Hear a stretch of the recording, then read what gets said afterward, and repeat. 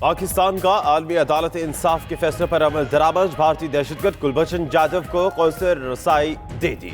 भारतीय deputy high commissioner दहशतगर्द Kulbhushan से मुलाकात करेंगे। गौरव अहलूवालिया की वजारत खारजा आमद। जराये के मुताबिक मुलाकात के तरीक़ेकार पर बातचीत हुई। रॉ के एजेंट को कौंसुलर रसाई पाकिस्तानी कानून के तहत होगी।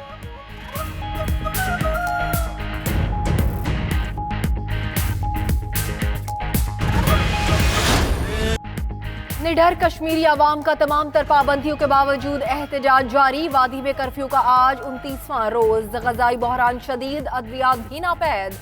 अगस्त के दौरान काबिज फौज की दहशतगर्दी में 16 कश्मीरी शहीद, 450 से ज़ायद जख्मी हो चुके।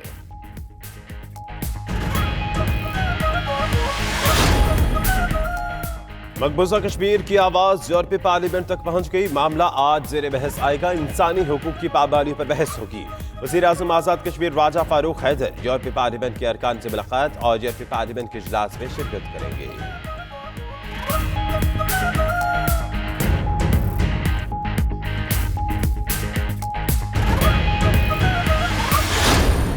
नरेंद्र मोदी का लग ये रहा है कि वो किसी को कोई बात जो है वो सुनने के ऊपर तैयार नहीं, चाहे दुनिया उन्हें जो मर्जी कहे। हिटलर का भी यही हो रहा था कि जब हिटलर के वहाँ पर उसको पूरी दुनिया समझा रही थी और वो समझ नहीं रहा था, और आखिर में फिर हिटलर के साथ वही हुआ जो अब नरेंद्र मोदी के साथ होना है। एक पूरा पागलपन का दौरा पड़ा हुआ है इस वक्त नरेंद्र मोदी की रजीम के ऊपर।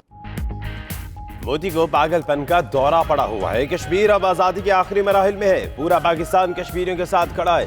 फवाद चौधरी की मीडिया से गुफ्तगू। मजीद बोले कि आसाम में 1.5 लाख मुसलमानों की शहरियत खत्म कर दी गई। भारतीय इक़दामात से अब वहां अलहदगी की तहरीकें मजीद जोर पकड़ चुकी हैं।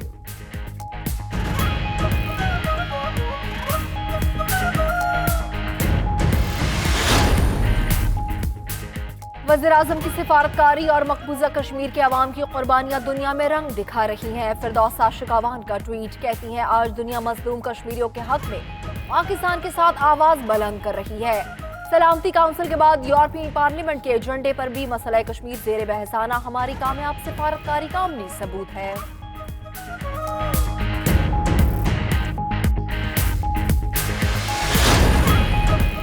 मकबूजा वादी में बदतरीन मजालिम दर्द सरहद के दोनों जानिब महसूस और दर्द महसूस किया जा रहा है। मीरपुर आज़ाद कश्मीर के अवाम का भारतीय जाहिलियत के खिलाफ एहतजाज। मुजाहिरे में तालिबात और अहताजा की शिरकत।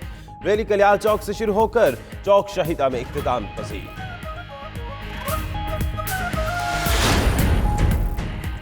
वज़ीर आज़म इमरान खान एक रोजा दौरे पर आज लाहौर पहुंचेंगे। इमरान खान ऐवान वज़ीर आला में आला सतह इजलास की सदारत करेंगे।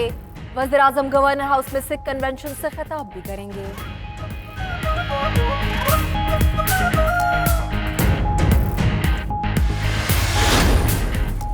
जज वीडियो स्कैंडल केस में नासिर जंजुआ, खुरम यूसुफ और गुलाम जिलानी को गिरफ्तार कर लिया गया। तीनों मुल्जिमान को जमानत कबल गिरफ्तारी दरखास्त खारिज होने पर गिरफ्तार किया गया। स्पेशल जज सेंट्रल ने जमानत कबल गिरफ्तारी की दरखास्त पर महफूज फैसला सुनाया। गिरफ्तार मुल्जिम मियां तारिक के जुडिशियल रिमांड में 14 रोज की तौसीक कर दी गई।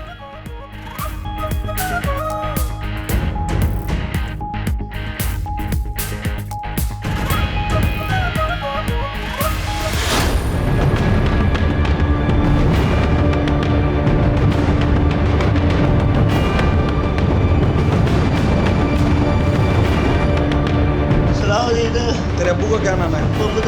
कहाँ का रहायशी है बता।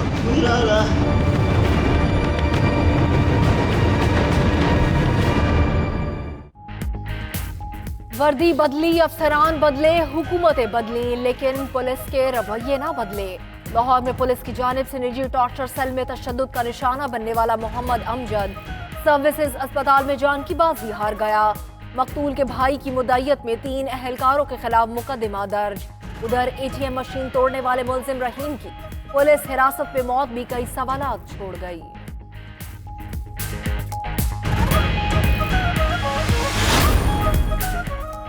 ATM चोर के बाद पुलिस के मुबैना तशद्दुद से हलाकत का एक और वाक़या। दीपालपुर में पुलिस के मुबैना तशद्दुद से चोरी के इल्जाम में गिरफ्तार मुल्जिम जाँ बहक हो गया।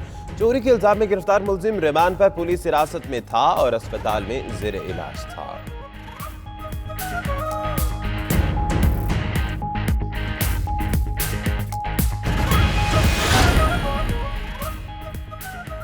कराची साफ करें मुहिम। कराची में सफाई की नाकिस सूरत हाल। वफाकी वजीर अली जैदी ने किमाड़ी बोर्ड बेसन पर गंदगी की तस्वीर ट्वीट कर दी। अली जैदी का कहना है शहर को साफ करने के लिए कराची में इमरजेंसी नाफिज करना लाजिम है। जब तक कराची साफ नहीं होगा पाकिस्तान को मौशी तौर पर उजागर करना सवाए ख्वाब के कुछ नहीं।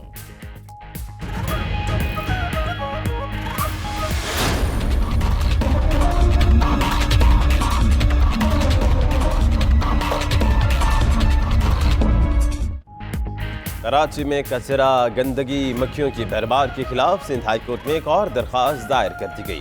कुर्बानी की आलाइशों को अब तक ठिकाने ना लगाने के खिलाफ शहरी अदालत पहुंच गया। दरख्वास्त में मौक़िफ़ इख्तियार किया कि सिंध हुकूमत, मेयर कराची और दीगर इदारे अपनी जिम्मेदारियां अदा नहीं कर रहे।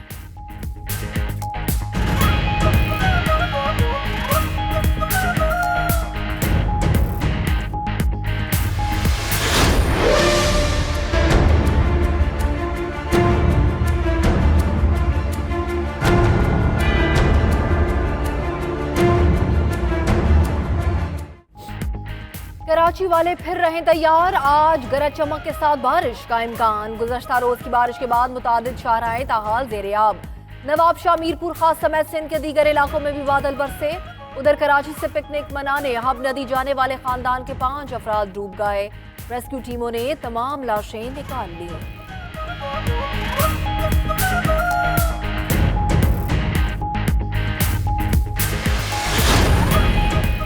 वज़ीर आला मुराद अली शाह और गवर्नर इमरान इस्माइल के फ़ौर मंसूबे का जायजा लेने पहुंच गए। हुक्काम की जानिब से मंसूबे पर ब्रीफिंग। मुराद अली शाह बोले, मंसूबे के लिए 30 मेगावाट पावर प्लांट चाहिए। प्लांट की अमल प्रेजी पर तैयारी है और अक्टूबर में जमा हो जाएगी। हिस्को से बिजली ली गई तो बहुत महंगी होगी।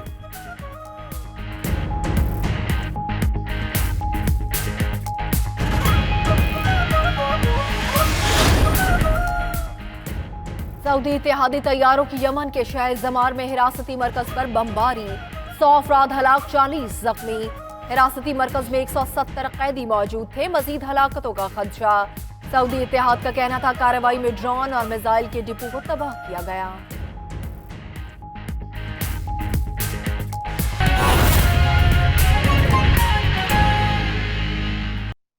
तोशाखाना गाड़ियों का केस। नवाज शरीफ, आसिफ अली जरदारी और यूसुफ रजा गिलानी एक ही सफ में खड़े हो गए हैं। और जराये के मुताबिक तीनों मुल्जिमान तोशाखाना गाड़ियों के रेफरेंस में मुल्जिम नामजद हो चुके हैं। तो नैब ने तीनों बड़े मुल्जिमान के खिलाफ रेफरेंस ड्राफ्ट भी तैयार करना शुरू कर दिया है। तो इसी पर बात करते हैं। फयाज महमूद हमारे साथ मौजूद हैं।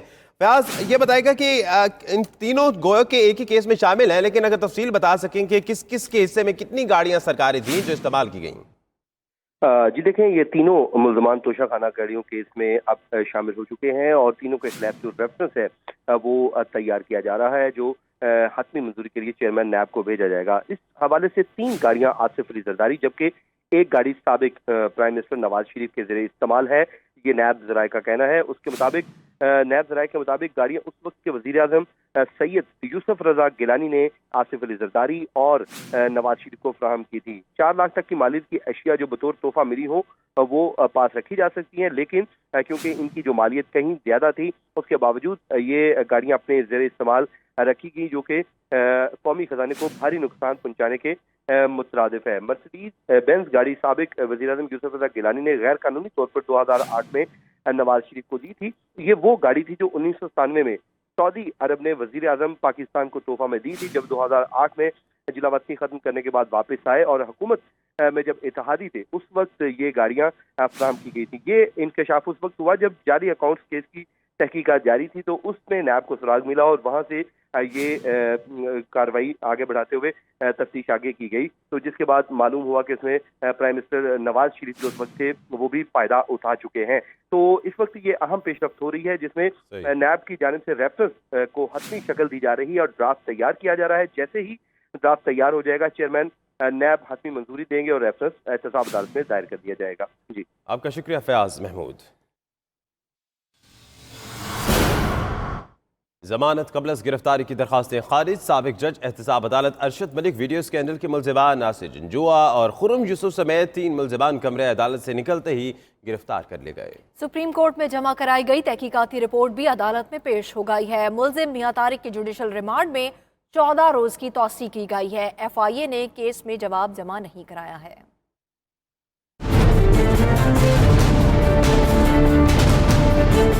साबिक जज Arshad Malik video scandal case मुल्जिमान नासिर जंजुआ, खुर्रम यूसुफ और गुलाम जिलानी की जमानत कबल अज गिरफ्तारी की दरख्वास्तों पर स्पेशल जज सेंट्रल ताहिर महमूद ने समाअत की। FIA ने सुप्रीम कोर्ट में जमा कराई गई तहकीकाती रिपोर्ट अदालत में पेश की, तो जिस पर जज ने इस्तफसार किया कि क्या रिपोर्ट में कहीं नासिर जंजुआ का नाम लिया गया। नासिर जंजुआ के वकील ने बताया कि FIA रिपोर्ट में उनके मौकिल पर कोई इल्जाम नहीं। वकला सफाई की मुखालिफत के बावजूद अदालत ने तीनों मुल्जिमान की जमानत कबल अज गिरफ्तारी की दरख्वास्तें खारिज कर दी, जिसके बाद मुल्जिमान को कमरा अदालत के बाहर से गिरफ्तार कर लिया गया।